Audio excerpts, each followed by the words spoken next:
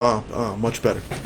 Hello and welcome to the Flipping and Wholesaling Houses in New York show. I am Michael Pinter, where I teach you how to start flipping or wholesaling houses, or if you're already doing it, how to grow your business. So, got a question today. I've answered it before, but I'm going to do a video on it. So the answer is, what is the best program to comp out properties with when you flip or wholesale houses? Now, first, let's talk about what comp out properties mean. Comp out means get a value, and the reason why it's called comping out is because you're looking for comparable sales.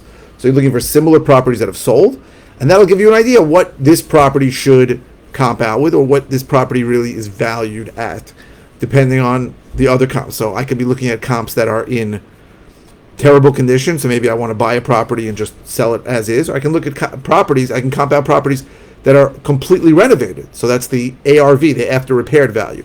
But what is the best program? So by far, this is an easy one. The best program in New York to comp out properties with is the MLS, the multiple listing service, right? Right now, in the entire New York City area, it is the OneKey system, right? Except for a little bitchy, shitty areas like Staten Island or the Hamptons that feel like they have to have their own, we have to have our own MLS. I mean, those stupid twit jerk-offs that feel like they have to have their own. I don't even want to get into that. Okay, makes me angry. But the entire New York. So we used to just have Long Island. We used to be LIBOR, which the program is called Stratus, and then there was HGAR, which is like Hudson Valley, which is the northern suburbs of New York. So we're talking about Westchester, Dutchess, Sullivan, Ulster. It goes pretty far north, and they combined. So now we have this big OneKey system, and it really takes us all around the New York City suburbs. It's very, very good. It is the best system by far. Now, I used to constantly say that Propstream was a close second, but Propstream had this little glitch for like a couple of months where they couldn't get sold property data, and it screwed them up. And now they're in the process. Now they're getting it, but it takes a while. So I'll tell you what happened, and I didn't understand it first, but now I do. So when our MLS, so that's LIBOR's Stratus, merged with HGAR, I was all excited, right? Because I looked at properties in northern suburbs, and I couldn't find anything right away. What happened is they didn't take all the past data and throw it together. So now that it's been a year or two, now there's good data, and it works. But it takes time for that data to enter into the system. And the same thing's happening with Propstream now. Within a couple of months, they'll have much better data. But right now, it's not great. It's getting better. Within a year, it'll be perfect. Propstream has other uses, of course. Propstream is good for getting lists. Propstream is great for finding out owner information. So I use Propstream all the time, right? And I teach my lead intake people to use Propstream also, right? So if somebody says, "Hi, this is Mr. Smith. I'm calling you about 123 Main Street." They'll look it up. Crap, I gotta call back. They'll look it up, and if the owner is not Mr. Smith, they might say something like, "Are you the owner?" So that's very helpful. So I use Propstream. I mean, especially Suffolk County is very, very hard to get information. Nassau is easier, but it's nationwide and it's a great program. But for right now, for comping out properties, it's getting its data together and should have them soon. Now there are other free products that people use, right? Zillow, Trulia, which I think are owned by the same company, Redfin. Those are not reliable in densely populated areas like New York. So I have seen, and you may or may not believe this, I have seen Zillow's estimate off by $1 million. $1 million. Property, its estimate was $2.2 million, and in the end it sold for $850,000. Zillow, Redfin, Trulia, they do not know this. They do not know A, the condition of the inside of the property. B, they give tremendous amount of value if somebody lists the property and gives it asking price. C, they give an incredible amount of value to somebody who actually sells it. So if somebody sells it at a superb discount, like the guy sold it half of what it's worth, his estimate's going to be around there. And they don't know about little nuances in different areas. So the property I'm talking about was in East Hampton, which is an area where there are a lot of properties for $2 million, $3 million, $5 million, $10 million. But there's one little area of East Hampton that does not go for as much. And this property was in that area. So it was comping to what it looked like similar properties nearby, and it really did not have that value anymore, or anywhere close to it. So I would not use those tools in densely populated areas. They're not reliable. There's a reason why they're free. There's a reason why Zillow is going to lose $1 billion because of all these houses that they bought based on their estimate that now they have to sell at a huge discount. And I would never use them. So I recommend to everyone who's in the real estate investing land to get licensed, to become a licensed real estate salesperson. And the reason why you want to be a licensed real estate salesperson, number one reason, there's three reasons, but the number one reason is to get access to the MLS. It is the absolute best way to compound properties. You get to see the pictures, you get to see what the condition is, you get to see what they listed it at, when they listed it at, did they drop the price 16 times, did it sell in 4 days?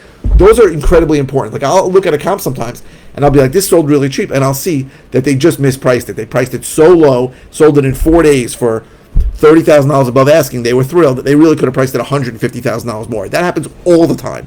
Or the other way around, something sold and I'm like, well, is that a good number? But then I see that they had it listed for 9 months and they dropped the price 15 times.